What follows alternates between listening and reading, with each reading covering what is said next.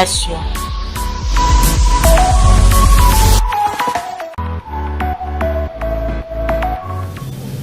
Shalom peuple de Dieu, vous êtes bénis ce soir à travers la voix de l'époux, l'émission de la révélation pour le salut de vos âmes par votre humble serviteur Frédéric Makalamba et notre intervenant c'est le prophète Jean-Willy Mbanzasui. Ensemble nous allons continuer sur le livre de Nombres, cherchant à connaître la pensée de Dieu dans ce livre et nous allons monter quelques degrés pour amener la lumière sur notre thématique. Voilà, bonsoir prophète Jean-Willy Mbanzasui. Bonsoir frère Frédéric, bonsoir à tous les amoureux de la parole, les téléspectateurs de la télévision, la voix de l'époux et tous les bien-aimés qui nous suivent dans le monde, soyez bénis. Merci, prophète Jean-Willy, comme on a vu dans le plateau, et ça lui fait énormément plaisir. Alors, comment vous allez? Par la grâce, on se porte bien, merci. Grâce aux prières des saints de partout dans le monde, on se porte bien, merci. Merci, grâce aux prières des saints, et ça dit que le prophète Jean-Willy Mbanzasui dans la bonne santé, paye les lotos à la naïna, itandemouké, RTVE. Voilà, vous allez toujours brancher parce que Tolingi to fongola liboke nabiso, Tolingi to fongola makomi pour que to soit oezali ndimbola. Merci, prophète Jean-Willy, puisque to zali na chaîne La Voix de l'époux, l'émission Paix La Voix de l'époux, to bandana na oetali voix. Montuna na biso ezali na mokanda ya Apocalypse chapitre 1er, le 11e verset jusqu'au 2e verset. Pourquoi la voix de l'homme qui avait la révélation fit entendre derrière le prophète Jean? Oui, la question est très simple, c'est-à-dire que le prophète Jean a vu, premièrement, une vision. Il a vu un homme qui marchait au milieu de 7 chandeliers. Parce qu'il a vu la vision. Comme tout juif, quand il voit la vision, il ne doit pas adorer, parce qu'il y a aussi des choses semblables. Okay. Il a besoin de connaître qui est dans la vision. Okay. C'est comme le bien-aimé Moïse dans le buisson ardent. Il a vu le buisson ardent. Okay. Il s'est tourné et il a attendu la voix qui parlait dans le buisson ardent. Okay. Même le bien-aimé Paul, il a vu la colonne de nuée. Et dans cette colonne de nuée, colonne de feu, il y avait une voix. Okay. C'est ça la culture des enfants de Dieu, c'est ça la culture des saints. Okay. Ils ne s'arrêtent pas seulement à voir, à admirer, mais ils ont besoin d'attendre la voix. Voilà pourquoi la traduction d'Arbi dit « Je m'étais retourné pour connaître, pour voir la voix de celui qui parlait. Okay. » Parce que dans la voix, il y a toujours un homme. Okay. Et il s'est tourné. Et quand Dieu parle, Dieu ne parle pas à la même position que l'homme. Quand Dieu parle, il faut que l'homme change toujours sa position. Cela a commencé avec Moïse. Je m'étais retourné pour voir la voix de celui qui parlait. Même le bien-aimé Paul, il s'était retourné pour voir la voix. Même Abraham sur la montagne de Morija, il s'était retourné pour voir les béliers. Même Samson, quand il a déchiré les lions, il se retourna pour prendre les miels. Alors le prophète Jean aussi s'est retourné pour connaître qui était au milieu de cette chandelier.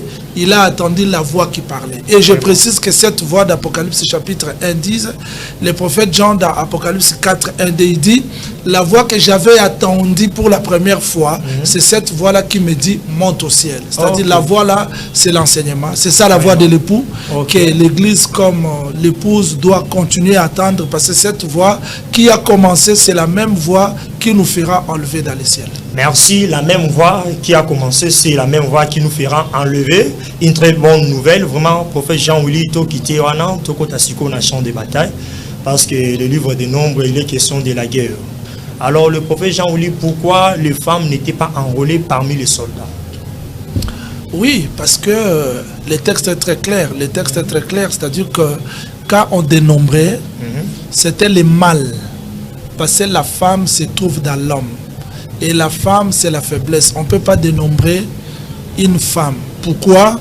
Dans le livre de Deutéronome chapitre 20, quand Dieu parlait sur les lois de la guerre, parce que Nombre chapitre 1er, ce sont des préparatifs de la guerre. Mais quand vous entrez dans Deutéronome chapitre 20, vous commencez du 1er jusqu'au 10e verset, là Dieu précise maintenant les lois de la guerre. Il avait dit, quand vous irez à la guerre, ceux qui sont faibles, qu'ils retournent en arrière. Alors maintenant, qui doit combattre? C'est l'homme fort. Nous avons vu Jésus-Christ dans Gethsemane. Avant de combattre, il a reculé la femme derrière. Parce que la femme, c'est la faiblesse. Et c'est l'homme qui doit combattre. Donc pour nous, aujourd'hui, la femme représente la chair, qui ne doit pas combattre. Et si nous marchons dans la chair, nous ne combattons pas selon la chair, mais nous combattons en esprit. Voilà pourquoi la femme n'était pas recensée. Merci. La réponse a été claire. La femme, c'est comme c'est la chair. La faiblesse, il faut l'homme qui est la force. Alors, prophète Jean-Ouli, parlons du sacerdoce.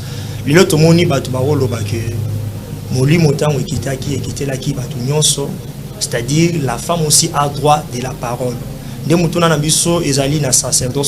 Pourquoi Banabasi Bazala quitté? Non, mais la question est très simple. C'est-à-dire que quand les gens disent que l'esprit est descendu sur les hommes et les femmes, c'est vrai. Mais la même parole met l'ordre. Mais l'ordre, c'est-à-dire dans 1 Corinthiens chapitre 12, le bien-aimé Paul montre comment est-ce que tous les membres, le corps n'est pas composé d'un seul membre. Vraiment. Le corps est composé de plusieurs membres. Et chaque membre a sa fonction. C'est Dieu lui-même qui détermine ce que l'homme doit faire et ce que la femme doit faire. Quand les gens disent qu'en Christ, il n'y a pas homme-femme, ils ne comprennent pas. Ça, c'est spirituel. Alors, pourquoi nous bénissons les mariages entre hommes et femmes dans l'église? Parce qu'il n'y a pas homme, il n'y a pas femme. Ça, c'est sur le salut, pour le salut, sur le plan spirituel. Il n'y a pas homme-femme. Mais sur le plan doctrinal, c'est-à-dire dans la vie pratique, il y a homme qui représente Christ, il y a femme qui représente l'église ou la soumission, la faiblesse. C'est-à-dire, en réalité, la femme ne peut pas enseigner selon les commandements du Seigneur. 1 Corinthiens chapitre 14 verset 34 jusqu'au 30e verset. D'ailleurs, je précise que là où les femmes enseignent, c'est le désordre, parce que le bien-aimé Paul dit, comme dans toutes les assemblées de sœurs, comme Dieu s'était dit d'ordre, que les femmes n'enseignent pas. Selon ce que dit aussi la loi. Et pourquoi? Il y a un pourquoi, parce que dans chaque commandement, il y a toujours un pourquoi.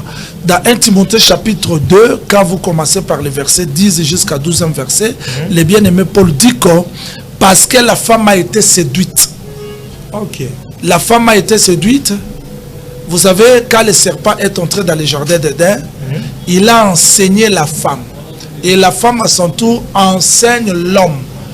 Et quand Dieu est descendu, il pose à l'homme la question: qui t'a enseigné que tu es né? C'est-à-dire que cet enseignement venait de la femme. Voilà pourquoi Dieu interdit à la femme d'enseigner. Qu'elle prophétise, qu'elle fasse tout, mais l'enseignement n'est pas donné à la femme.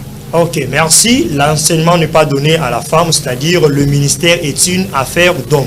Alors le prophète Jean-Ouli, tout le bien sur les campements d'Israël. Alors, conséquence nini ezala qui lorsque Moutazo quitté campement na ipo qui ne camper na campement où ils a été.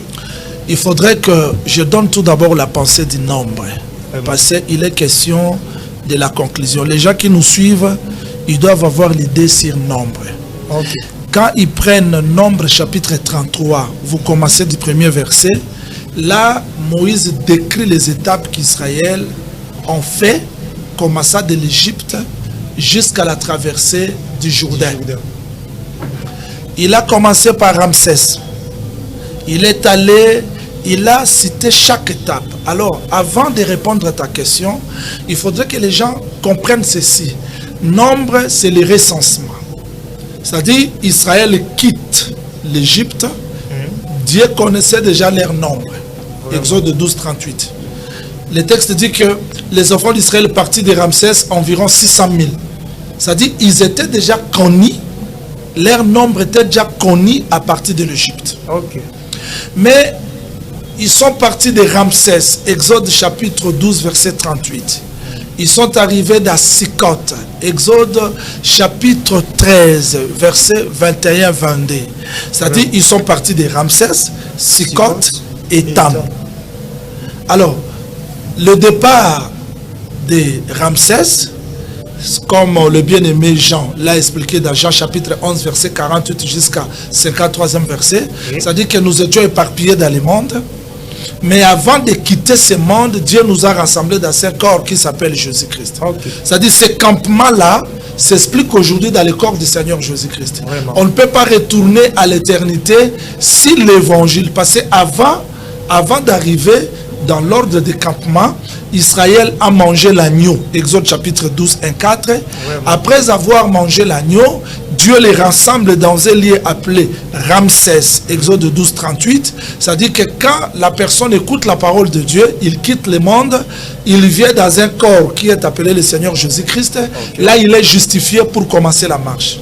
Quand on commence la marche, on est sanctifié. Parce que je dois préciser que la vie chrétienne commence par l'immolation de l'agneau. Quand l'agneau est immolé, les gens mangent l'agneau. Aujourd'hui, l'immolation de l'agneau, dans le livre de Jean chapitre 1er verset 29, le prophète Jean a présenté le Seigneur Jésus-Christ comme l'agneau qui devait être immolé pour ôter les péchés du monde. C'est-à-dire Israël a mangé l'agneau, mais nous aujourd'hui nous avons mangé la parole.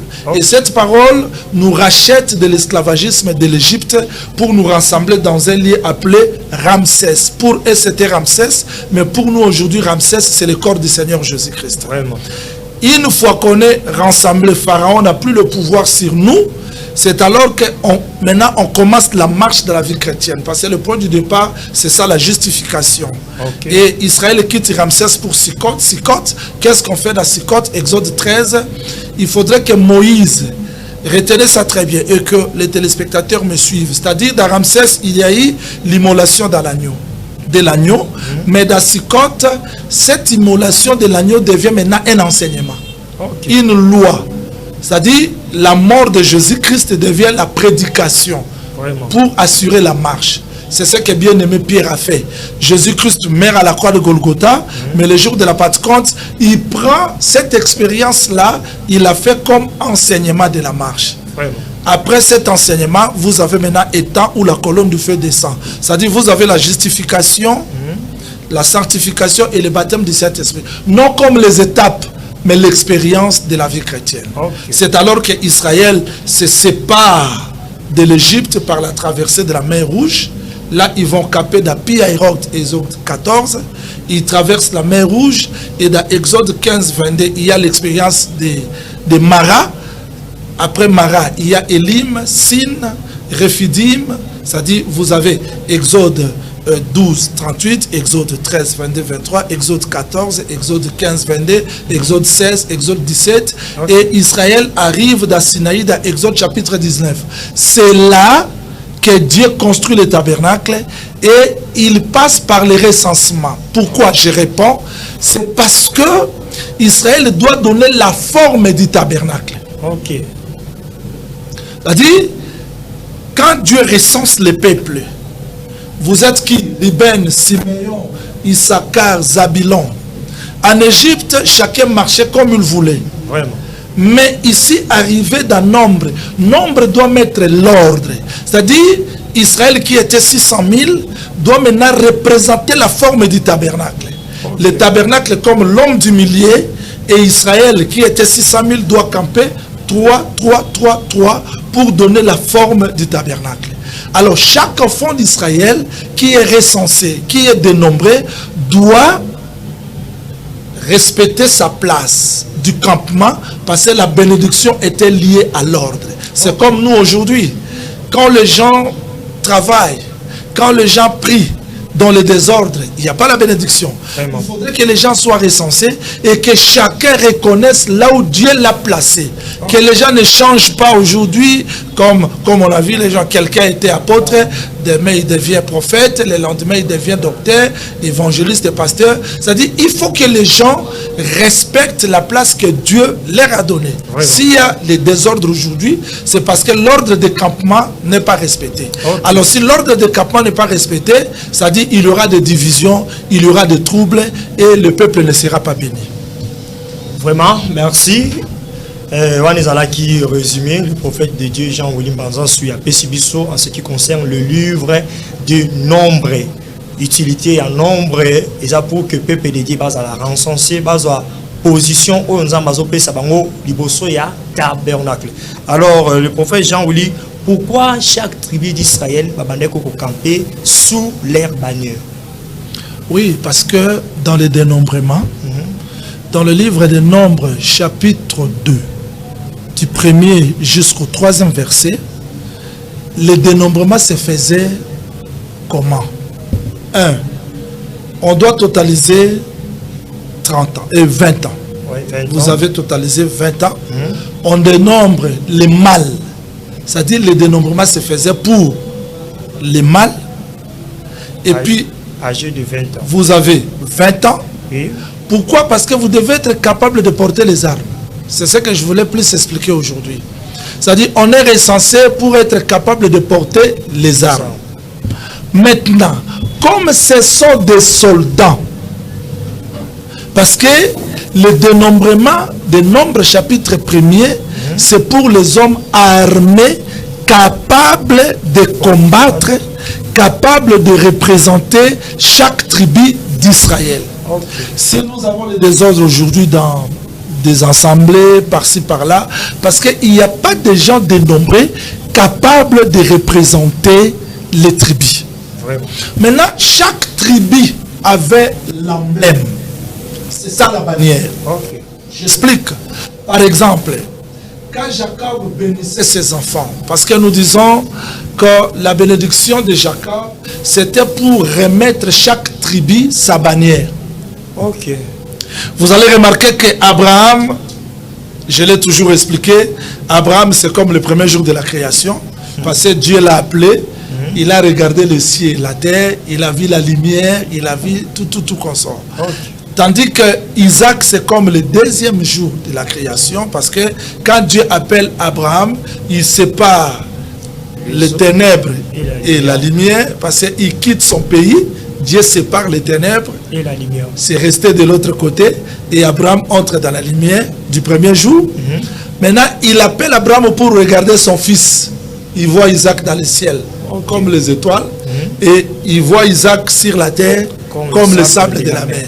Maintenant, Jacob était l'œuvre du troisième jour, parce que quand la terre sort dans les eaux, la terre produira des animaux, des arbres, et tout consort. Voilà pourquoi Jacob, lors de la bénédiction, parce que je montre l'origine des bannières. Vraiment. Jacob explique par exemple, il explique Judas comme lion. Lion c'est l'animal Ok. que la terre avait produit. Ouais. Il explique Joseph comme arbre. Donc Joseph c'est l'arbre que la terre avait produit. Vraiment. En réalité, Jacob a donné l'emblème de chacun de ses enfants. Il a montré Ruben, impétueux comme les eaux. Il a montré Simeon et Lévi comme les gens qui avaient des glaives de l'épée. Il a montré Judas comme le lion. Il a montré Dan comme serpent. Il a montré Issachar comme âne robuste. Voyez l'emblème, c'est-à-dire il faisait entrer chacun de ses enfants dans ses essais. Et je précise que l'emblème là, c'était lui Jacob. Oh, comment? C'était lui Jacob parce que c'était lui Jacob qui était impétueux comme les autres. Vous savez, quand Laban a mis des barrières, Jacob a traversé des barrières. Et c'est ce qu'il dit à Ruben. Ruben, impétueux comme les autres, bien que tu es maudit, mais impétueux comme les autres parce que tu vas déborder. C'est ça Christ à la croix de Golgotha, bien qu'il est maudit, bien qu'il est dépourvu de droit d'aînesse, mais on ne pouvait pas retenir son impétuosité. C'est-à-dire, il a détruit la malédiction et les autres se sont répandus jusqu'aux extrémités de la terre. C'est-à-dire que le vrai Jacob, c'est le Seigneur Jésus-Christ. Maintenant, chaque tribu était représentée par les emblèmes que nous appelons bannières. Alors, si aujourd'hui les gens respectaient nombre, si les gens respectaient la bannière, parce que je précise, il y a trois choses, Frédéric. C'est-à-dire, il y a la bannière, il y a les enseignes du Père et la position de celui qui campe est concernée. Il doit camper tout autour et vis-à-vis du tabernacle. C'est-à-dire que si je campe sous la bannière, cette bannière-là doit respecter les enseignes du Père. La bannière, si c'est Lion, le Père, c'est Judas. Vraiment. Mais cette bannière doit aussi m'aider à me positionner vis-à-vis du tabernacle. Ok. C'est-à-dire, si je me positionne vis-à-vis du tabernacle, j'aurai pas de problème avec mon frère. Parce que le tabernacle, c'est lui qui nous donne cette forme-là. Il n'y aura pas de division, il n'y aura pas de problème. Parce que le Seigneur Jésus-Christ, c'est lui l'homme du milieu, qui nous donne à chacun la forme comme il veut. Vraiment. Donc, je ne vais pas me comparer à mon frère, mais je vais me comparer à la parole qui me donne la forme. Okay. Là, il n'y aura pas de trouble, il n'y aura pas de confusion. Vraiment. Et je précise que on est recensé pour porter les armes. Voilà, c'est ça. Ok, si je comprends bien, le tabernacle, aujourd'hui, c'est le Seigneur Jésus-Christ. Oui, c'est le Seigneur Jésus-Christ. Vraiment, wana ezalaki ndimola kitoko de la part, il y a prophète Jean-Willy. Vous allez toujours brancher sur la chaîne de la révélation, la RTVE, parce que tous wana pona comme éclaircissement na maitali nombre. Alors, le prophète Jean-Willy, les enseignes de père, lelo nakati enseignement lelo. Les enseignes de père et zanini lelo enseignement lelo biso to kiroso. Les traces des apôtres. Ok. C'est-à-dire que nous n'avons de père que les apôtres. Vraiment. C'est que les apôtres ont laissé comme la doctrine. Je précise. La bannière, c'est l'amour divin. C'est le Seigneur Jésus-Christ. Si je suis recensé dans l'église, je dois être gardé sous l'amour divin. Mais cet amour-là a comme référence l'enseignement que les apôtres ont laissé. Okay. C'est-à-dire, je ne peux pas camper sous l'amour de Dieu et détruire les enseignements des apôtres. Non. Ok. Alors, tu comprends bien, la bannière, c'est l'amour de Dieu. Et si nous restons sous l'amour de Dieu, c'est-à-dire qu'il faut tous à la trace, il y a un thomas. Tu retrouves le bâti qui est tous en amour en Zambé. Lorsque les apôtres, moi, ça a été, tous en amour de Dieu. Tu retrouves le bâti qui est tous en amour de Dieu. Lorsque les apôtres, fouillaient l'impudicité, ils sont toujours commettre l'impudicité. Wana tolongwe na bannière, pe tous à na bansen, il y a ba père na biso. Alors, le prophète Jean-Willy, parlons du campement de l'Orient. Oui, je dois préciser, avant d'expliquer le campement d'Orient, il faudrait que les téléspectateurs retiennent ceci. En tout cas, chers téléspectateurs, supportez-moi, comme nous sommes en direct, je suis dans l'obligation de m'exprimer en français parce que beaucoup de nationalités nous suivent. Et à la fin, je veux faire un petit résumé à Lingala pour que les nôtres dans la chair aussi comprennent beaucoup de choses parce que la langue française, ça complique aussi les autres. Alors, je voudrais dire ceci en un mot. Bien-aimé Frédéric et les téléspectateurs, il faut retenir ceci. Dans le livre d'Exode, chapitre 3, verset 8 jusqu'au 10e verset, Dieu dit, je vis, j'ai attendu, je suis descendu pour délivrer et amener mon peuple dans les pays où coule le lait et le miel. Quand vous prenez ces versets bibliques, vous allez vous troubler. Vous allez dire que Christ a tout accompli parce que Dieu ne pouvait pas voir attendre si ce n'est que dans le corps du Seigneur Jésus-Christ. Parce que Exode chapitre 3 verset 8 est expliqué dans le livre de Job chapitre 10. Quand Job cherchait si Dieu pouvait avoir les yeux comme un homme afin que sa souffrance trouve des réponses. Nous avons vu que Dieu a attendu dans le corps du Seigneur Jésus-Christ comme 2 Corinthiens chapitre 5, 17, 18 explique que Dieu était en Christ et réconcilia les mondes envers lui. Okay. Maintenant, quand le Seigneur Jésus-Christ dit qu'il est venu nous délivrer pour nous faire entrer dans les lieux de la promesse, c'est ce qui a troublé les gens. Ils ont négligé la vie de prière. Ils ont négligé le jeûne. La délivrance n'est plus importante. Le combat spirituel, c'est l'affaire des groupes de prière parce que Jésus-Christ a tout accompli. Non. Je précise que avoir la promesse de Dieu, c'est une chose. Et entrer dans la promesse, c'est autre. Okay.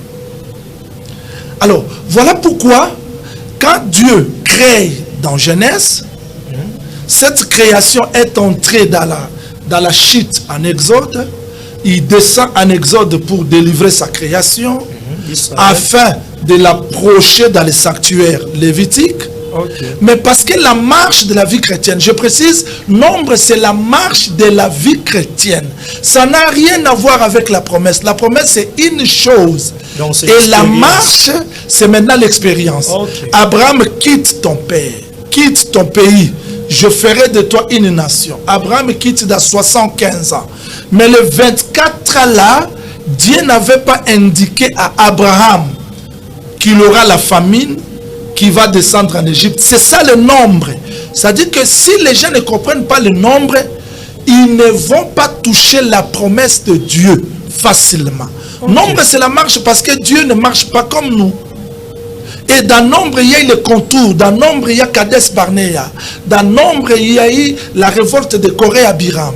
Dans nombre, il y a eu beaucoup de choses.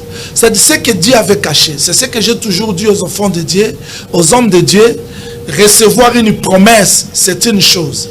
Mais l'expérimenter, c'est autre. Parce qu'il faudrait être sincère, comprendre la marche de Dieu dans nombre. Il y a des fois dans nombre, je précise, il faudrait que les gens me saisissent très bien avant que j'entre dans les campements d'Orient. Il faudrait que les gens me saisissent très bien. Je prends un exemple. Vous allez remarquer dans Exode chapitre 12, verset 1er jusqu'au 5e verset, Dieu indique l'agneau qu'il devait prendre. Okay. Et cet agneau-là devait être sans tache, sans défaut. Vraiment. Qui fait comme ça? Dieu. Israël arrive d'Api Haïroth. Exode chapitre 14, verset 1er jusqu'au 6e verset. Quand Pharaon le poursuivait, c'est Dieu qui a intervenu. Il a intervenu, il a combattu Pharaon. À la traversée de la mer Rouge, c'est Dieu qui a travaillé. Vous voyez? Ça, c'est Dieu qui travaille. Ça, c'est Dieu qui combat pour Israël. Dieu qui combat pour Israël. Okay. L'Éternel est mon berger, je ne manquerai de rien. C'est ça, l'Éternel est le berger d'Israël. Ils traversent la mer Rouge. Ils arrivent dans Exode chapitre 15, verset 22. Il y a Mara. C'est le Seigneur qui indique à Moïse le bois qu'il devait prendre pour que ce bois-là absorbe l'amertume qui était dans Mara. C'est toujours l'Éternel qui travaille. Arrivé dans le désert de Sin, Exode chapitre 16, premier verset. Israël a faim. C'est toujours l'Éternel qui indique comment est-ce que la manne va descendre pour qu'Israël puisse prendre sa manger. Okay. Ils arrivent dans Rephidim, Exode chapitre 17. Israël a soif. C'est toujours l'Éternel qui indique comment est-ce que Moïse passera devant et Israël le suivra pour boire l'eau dans ces rochers qui le suivaient. Vous voyez? Okay. Et je précise que quand Moïse prenait les bâtons pour battre, pour frapper les rochers, les rochers pouvaient frapper, casser les bâtons. Mais Dieu qui est entré dans les rochers a fait que les rochers deviennent faibles devant les bâtons. Okay. C'est ça Christ à la croix. Okay. C'est-à-dire qu'il était le rocher que personne ne pouvait frapper, mais pour sortir l'eau, il est devenu faible afin que la créature puisse le frapper. Vraiment, vraiment. Vous voyez? Okay. Maintenant, arrivé après le rocher, Amalek suit Israël. L'Éternel combat toujours. Mais après Sinaï, c'est maintenant nombre. Vous voyez? Nombre, c'est maintenant la marche après Sinaï. Quand le feu descend, ce n'est plus l'Éternel. Vous allez maintenant combattre. C'est-à-dire l'Éternel a travaillé, il a combattu. C'est ce que David dit. L'Éternel est mon berger, je ne manquerai de rien. Écoute, l'Éternel est mon berger, je ne manquerai de rien. Il me fait reposer dans les eaux pâtirages. Il restaure mon âme. Tu vois? Ça, c'est l'Éternel qui fait. Mais cette étape se termine. Il dresse alors. Maintenant, David dit, quand je traverserai la vallée de l'ombre de la mort, tu vois, ce n'est plus l'Éternel. C'est maintenant David. C'est-à-dire, là, Dieu, après avoir travaillé, il nous laisse maintenant expérimenter son amour dans nos vies. C'est là où les choses deviennent maintenant difficiles. C'est ça, nombre. Vraiment. Maintenant, nombre, ce n'est plus Exode. Où vous dormez, Dieu travaille. J'aime comment est-ce que les sèches chantent. Ça, c'est Exode. Mais dans nombre, frère Paul dit, il faut que les gens combattent. Deuxième Timothée chapitre 2 verset 5. Éphésiens chapitre 6 verset 10 jusqu'à 11 verset. Là, le frère Paul explique les combats. Et je précise que nombre, Dieu prépare Israël à vivre les réalités de la vie chrétienne. Vous n'allez plus dire Jésus-Christ a prié. Il a prié, mais maintenant il veut que vous priez aussi. Il a jeûné, mais il veut que vous jeûnez aussi. Raison pour laquelle, vous allez voir, Dieu précise qu'on doit porter les armes pour combattre. Qui doit porter les armes? Je précise, Israël en avait déjà. Vous pouvez avoir les armes. Mais avoir les armes ne signifie pas porter les armes. Ok. C'est ça que le bien-aimé Paul précise dans Éphésiens chapitre 6. Quand vous commencez par le verset 10, vous descendez jusqu'au 15e verset, le bien-aimé Paul dit, il dit, parce que nous n'avons pas à lutter contre la chair. Mais notre combat est sur les dominations, les principautés. Voyez comment est-ce que Paul parle. Okay. Les esprits méchants dans les lieux célestes. C'est pourquoi prenez toutes les armes de Dieu. Donc, prenez toutes les armes de Dieu. Donc, on est revêtu des armes, mais il faut aussi les prendre. Je prends un exemple pour que les gens comprennent très bien. Quand Paul parle de la vérité comme ceinture, quand Paul parle des casques comme salut, quand il parle de la cuirasse comme justice, vous n'allez pas prendre une cuirasse comme ça. Vous n'allez pas prendre une cuirasse comme ça, comme justice, marcher avec ça. Non. Quand la personne reçoit le Seigneur Jésus-Christ, il est déjà vêtu par la cuirasse. Ok. Il a déjà la justice. Vraiment. Il a déjà la ceinture comme vérité. Il a déjà casque comme sali.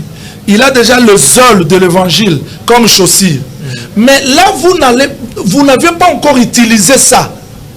Il a déjà le bouclier comme foi. Mais avoir le bouclier comme foi et se saisir des boucliers, c'est autre chose. Je prends un exemple très simple. Shadrach, Meshach, Abednego, devant le roi Nebuchadnezzar, ils ont soulevé le bouclier de la foi. On peut avoir la foi et ne pas aussi la soulever. Vous avez vu comment est-ce qu'Israël a fui devant Goliath. Ils avaient les armes. Ok. Mais ils n'ont pas pu le porter devant Goliath. Ok. Contrairement à David, il avait la cuirasse. D'ailleurs, je précise, peut-être dans de prochaines émissions, on donnera le pourquoi. Parce que quand bien-aimé Paul parle des armes, il met ça dans l'ordre. Moi, j'aime notre évangile parce que notre évangile explique l'ordre. Il commence par parler de la vérité comme ceinture. Après la vérité comme ceinture, il touche la cuirasse comme justice. Je me suis toujours posé des questions entre la ceinture et la cuirasse. Qu'est-ce qu'on porte premièrement plutôt, on porte la cuirasse et la ceinture vient par-dessus. Mais bien-aimé Paul commence par la ceinture parce que c'est ça la vérité. Et après cela, il prend la cuirasse comme justice. Okay. Exactement ce que Adam a fait dans le jardin d'Éden. Parce que beaucoup de gens prêchent que quand la femme a mangé le fruit, elle est devenue nue. Ce n'est pas écrit comme ça. Ce n'est pas même écrit comme ça. Quand la femme a mangé le fruit, elle n'avait pas encore eu la connaissance qu'elle était nue. Que les gens vérifient dans leur Bible, dans la maison. Quand la femme mangea le fruit, elle donna au mari qui était auprès d'elle. Le mari n'était pas au voyage, le mari était là. Était près d'elle. Auprès d'elle. Et le mari ne pouvait pas refuser. D'ailleurs, c'est pourquoi les femmes n'enseignent pas, parce que le mari n'était pas séduit. Ça, c'est pas moi qui l'ai dit. C'est le bien-aimé Paul qui dit dans 1 Timothée chapitre 2, verset 10, quand vous descendez sur le 13e verset, il dit, l'homme n'était pas séduit. Donc l'homme a mangé le fruit consciemment. Okay. Heureusement, notre évangile donne le pourquoi. Comment lui n'était pas séduit, mais il a mangé le fruit. Il a mangé le fruit consciemment pour garder la femme. Parce que la femme était déjà condamnée. Okay. S'il n'avait pas mangé le fruit, la mort allait tomber sur la femme. La femme seule. La femme seule. Voilà pourquoi il a accepté de manger le fruit à la place de la femme pour recevoir la malédiction comme la femme. Et quand Dieu est venu, Dieu n'a pas maudit l'homme. Hein. Les gens ne lisent pas bien la Bible. Dieu dit, parce que tu as écouté la voix de ta femme, le sol sera maudit à cause de toi. Donc la terre est maudite. Et la terre là, c'était le corps de Jésus-Christ qui devait porter les épines. C'est-à-dire que Jésus-Christ, comme véritable homme, n'était pas séduit, mais il a accepté de manger le fruit pour nous, la femme qui était séduite. Exactement, c'est ça. Et quand Adam mange le fruit, la première des choses, il cherche la ceinture. Vous voyez? Si Paul a commencé par la ceinture, parce que la ceinture c'est la vérité. Okay. Et quand vous prenez Job chapitre 40, quand Dieu, non 38 plutôt, 38 du premier jusqu'au deuxième verset, quand Dieu a voulu commencer, quand Dieu commença à enseigner Job, il a cherché premièrement la ceinture. Il dit, mets ta ceinture pour que tu m'enseignes. Parce que quand Job criait, parlait, il manquait la ceinture qui était la vérité. Okay. C'est-à-dire que dans nos vies, quand on dit que Jésus-Christ est Dieu, Jésus-Christ est Seigneur, c'est la vérité. Oui. Mais cette vérité, devant le combat, devant la maladie, devant les difficultés, prenez cette connaissance, Jésus-Christ est Dieu, combattez avec ça. Ok. Devant la maladie, devant les difficultés, c'est alors que cette vérité devient l'arme. Voilà pourquoi on est recensé pour combattre. C'est ça. Merci. Maintenant, le campement d'Orient. Le campement d'Orient. Ok. Je précise, je ne sais pas si on a maintenant combien de minutes restées. Ok. Je précise en un mot que chaque campement était l'explication d'une réalité. Et dans le livre de Romains chapitre 15 verset 4, le bien-aimé Paul était clair pour dire que ces choses ont été écrites pour notre instruction, afin que par la consolation que dans les Écritures nous possédons l'espérance. C'est-à-dire que ces choses-là n'étaient pas écrites à hasard, étaient écrites pour nous enseigner. Vraiment. En réalité, l'Orient, je vais préciser, on n'a pas beaucoup de temps. L'Orient était composé de, là que les téléspectateurs reprennent Nombre chapitre 3, qui commence la lecture à partir du 1er jusqu'au 3e verset. L'Orient était composé de Juda. Juda était suivi d'Issachar. Issachar était suivi de Zabulon. Et le chef de l'Orient, c'était Juda. Mais pourquoi Juda était le chef de l'Orient? Et je précise que derrière Juda, parce que le tabernacle à l'Orient, il y avait 10 planches. Donc notre évangile explique même les planches. Oui, même les planches. Vraiment. Parce que les planches là étaient acacia plaqué d'or. C'est-à-dire la divinité est venue habiter le monde avec le mariage de la chair. Parce que la chair, c'est ça le bois d'acacia, l'or c'est la divinité. Donc Dieu est venu habiter le monde par le corps de Jésus. Okay. Maintenant à l'Orient il y a 10. Parce que quand Dieu est descendu dans Sinaï, il s'est choisi 10 commandements. Okay. Mais dans les 10, l'homme ne pouvait pas entrer. Voilà pourquoi il a retranché à l'Orient 3. Voyez, quand on retranche 3 planches, ça reste 4. C'est dans 4 là qu'on a mis la porte. Vous voyez? Ok. Et Judas, c'est le chiffre 4. Vraiment. Ça dit que Judas, c'est le chiffre 4 parce que dans 4 là, il y avait bleu, pourpre, écarlate et fait l'or et or. C'est-à-dire, c'est ça la couleur de l'évangile. C'est ça la couleur de Christ dans l'évangile. Ok. Alors, vous allez remarquer que l'Orient, le campement de l'Orient, c'était pour permettre aux gens de venir accéder à la maison de Dieu. Mais il y a Judas comme chef, suivi d'Issachar, et il y a aussi Zabulon. En réalité, pourquoi la porte était à l'Orient, pourquoi Judas était à l'Orient, c'est là caché le plan de la rédemption.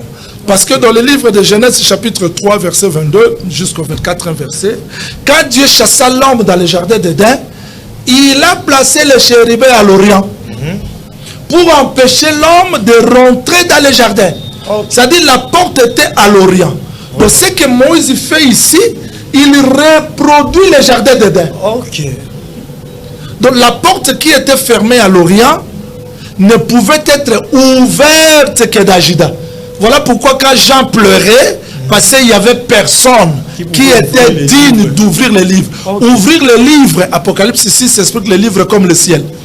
C'est-à-dire la fermeture de livre, c'est la fermeture du ciel. C'est ça. C'est-à-dire le ciel était fermé. Le ciel fermé, jardin d'Éden fermé. Alors il faut aller à l'Orient pour trouver Judas, parce que la porte se trouvait dans Judas. Et quand le vrai Judas est venu, il dit je suis la porte. On a compris que la porte se trouvait dans le corps du Seigneur Jésus-Christ. Et quand il monte à la croix de Golgotha, il meurt, le voile se déchire en deux. Hébreux chapitre 10, verset 20 témoigne que ce voile-là, c'était la chair de Jésus. Donc, l'Orient, c'est le campement de la rédemption. Dieu devait être puissant, fort, Judas, pour payer le prix, racheter. Parce que pour racheter, il faut être fort. Souvenez-vous, dans le livre de Rites, chapitre 4, verset 1er jusqu'au 3e verset, on ramène 10 anciens. Vous voyez le chiffre 10. Et dans 10, il faut chercher 4 parce que la porte était dans 4. Vraiment. Les 10 anciens cherchaient qui était digne de racheter Ruth. Maintenant, un tel dit, je ne le peux pas. Donc, lui ne pouvait pas, mais Boaz s'élève comme chiffre 4, l'homme puissant, parce que dans lui, il y avait la porte de la rédemption. Maintenant, quand Boaz s'élève, il rachète Rite, et c'est ce qui a permis que la rédemption soit accomplie. Maintenant, je résume en un mot parce que le temps nous est déjà parti. Si le Seigneur Jésus-Christ, c'est lui, Judas, le roi qui ouvre les chemins, qui combat pour nous, il doit être capable de porter le fardeau du peuple. C'est ça Issachar qui est anérobiste. Il ne porte pas seulement le fardeau du peuple, il nous amène jusqu'à la destination qui est Zabilo, qui est le côte de la mer. Vraiment, c'était là le pourquoi du campement de l'Orient avec le prophète Jean-Willy Mbanza-Sui. Nous tendons vers la fin de notre mission. Alors, le prophète Jean-Willy, Nini peuple de Dieu comme message dans le campement d'Orient, comme instruction. Oui, supportez que je parle à Lingala pour les gens qui nous suivent. Je vais revenir aussi en français pour terminer. Campement d'Orient est à Lingambo Moye Bimaka et Bombaki secret. Dans Mokanda à Luc chapitre 1er, Soki Bandeko Bandiko Tanga na verset 74, 74, Bakititi na 77, Baromona, Mokolo Jean-Baptiste Botami, Zacharie Ayembe Alobi, l'Orient nous a visité. Orient, c'est que Ngambo Moye Bimaka est visité Bisso. Mais Orient a visité Bisso Negedin. Jean Alobi, yé aza Paul était, mais Paul a zoya na simanaï. C'est-à-dire Jean Azalaïka Soso. C'est lui qui annonce Soso Azogang. Comment on se moi et bimi bazana poser à Sosoté. Il y a un temps où il y a qui bakati Soso Kingo. Ok. Abanera Oganga parce que il fallait moya ya. Il y a quelqu'un qui a annoncé que moya zoya. Il y a un moment où il y a savasé quoi moya bimaki. Au moment où il y a un coup de coulous moya lali. Pour le bac moya lali. Peu moya la mouki. C'est hier soir et matin. C'est quoi, voyez ça, c'est quoi, moi et bimi pour la voyer, ça que moi et sol et bimi. C'est lui l'Orient qui est venu délivrer. Ça dit, Moutou Azana Kati Aliwa, le col à Lazare. Troisième jour, on sait quoi, pour les Lévi. Premier jour, on sait quoi, pour les Riben. Deuxième jour, on sait quoi, pour les Siméon. Il faut que la quatrième jour, les Jida. Tangoya yewa nandomoni na bukotonzala lobaki tobwaka ki bato misatu na libulu ya moto mais oyo azobima moto ya mine ya zanani soki nazalaka na ngai na répondre ye eza moto akende ko sekisa Lazare moto ya mine eza moyo ya bimaki mokola mine pona kongengela bato eza yowana Yesu Kristo ya botamaki na tribu ya Juda moto ya mine pe nazo préciser tango leya botaki Juda alobin mon âme loue l'Éternel peut akati kobota. Cela veut dire rédemption et kominasuka. Ponzamba s'occuper na basi bapaya au bazalaki bikolo. Voilà un mot. Le campement d'Orient, c'est le plan de la rédemption. Aujourd'hui, nous sommes très heureux que Jésus-Christ prenne le corps de Judas afin de transporter nos fardeaux comme Issachar et nous amener jusqu'au port désiré comme Zabylon. Merci, prophète Jean-Willy. On a toujours qui dépend à coïciter dans l'émission Nabiso. Et comment Nzambe azo kinde kozwa peuple israélite na Bogumbu mais arrivé dans le désert Nzambe akomi kosenga peuple wana na désert l'offrande. Mais oui, ça c'est très important. On a évité, il fallait tout question à Bandaka parce qu'on nous fait déjà signe. Exode chapitre 25 verset 2, Dieu dit que vous m'apporterez l'offrande et vous la réservez des gens qui vont la faire na motema malamu. Nzambe senga offrande te sera pesa ki offrande te. Au moment où Salomon a régné, reine Saba. Amemela qui est offrande. Bato batanga la Bible, ma Bible, le reine Saba amemela qui est offrande. Amemela est Salomon te. Abraham tanga bengana ki bana nae, bana musuba kendai na Saba. Après ça bango ba offrande. Ça dit reine Saba zo zongi c'est la Salomon. Na royaume na ba. A zongi c'est la yo boye. Abraham a fait ça. Et puis bakende na Orient. Ya on lieu ce temps abotami ba mage ba uta na Occident, ba uta na Orient. Ba zongi c'est là Nzamba pesaki. Même temps Nzamba lingaka boma Moïse Sephora ayaki kokata ngenga ye majandi taoye bandengeni. Po majaza ka mwana Abraham. Donc Nzambe asenga biso kaka oyo a pesaki biso. C'est-à-dire désert lelo tozana kati ya mokilo eza désert. Mais Nzambe azo senga biso oyo apesaki biso pe Israël bayaki na bawolo wana lité ya mobimba ivona to réserver ngo mukolo mususu c'est-à-dire za lité ya Nzambe asenga ki ba wolo apesaka bango en Égypte donc Nzambe azo senga biso le lobo mo ina biso azo senga biso bozu na biso po yenda zali oterna. Merci. Nzambe azo senga peuple israélite offrande na désert parce que apesaki bango a dépouillé ki ba égyptien nde aye ko senga bango le lenge mo Christ le lazo senga biso ba vie. Et non seulement ma vie, même nos moyens pour nous soutenir mon salaire volontairement. vraiment prophète Jean-Ouli tokomi na suka émission na biso tozongisi matondo mingi epa na bino ko ndima ko passer même plateau na biso vraiment tozongisi ba atondi mingi un monde na bande nyonso bazola na biso partout dans le monde. Que le Seigneur vous bénisse. Nous avons besoin de vos soutiens dans la prière et que Dieu bénisse aussi l'équipe technique, tout le personnel de la RTVE. Vraiment. Grâce et paix vous soient accordées. Je pense au sein de Dallas que je devais être ensemble avec eux les samedis passés. Mais que le Seigneur nous fasse grâce. Dans 2 ou 3 semaines, on sera ensemble grâce à vos prières. Vraiment. Que le Seigneur bénisse aussi les bien-aimés Frédéric. Qu'il bénisse les saints. Demain, dimanche, je continue et je vais même clôturer l'enseignement sur l'offrande dans le désert. Dans l'église de Barak à 53, l'Assemblée des Saints 53, Barak à 53, nous sommes là. Nous sommes dans Barak à 53, Barumbu sur Bokassa. Nous allons commencer à partir de 7h30 et terminer le culte à 10h. Okay. Et dans l'église de Pascal, c'est-à-dire que Kukwit numéro 3, route Mokali, Pascal, là on continue sur les nombres. Ne manquez pas, Kukwit commence aussi à 7h30 pour terminer à 11h. Okay. Merci, soyez bénis. Merci, nous sommes arrivés à la fin de notre mission. Merci à l'antenne, la RTVE. Merci à la direction technique. Nyonso basali ke milulu oyo émission il est kitoko nde to monde yango boye. Merci mingi na le général Colin Le Cordon. Merci na maman Mado Tete Kayoa Plamedi Tchala, maman Sylvie Kilabi. Merci na bandeko nyonso partout dans le monde au bazo soutenir émission au bandeko Kikwiti numéro 3. To pesi biso matondo mingi bandeko ya Tsundi 122 p matondo mingi to monani na prochain numéro ya émission. Bye.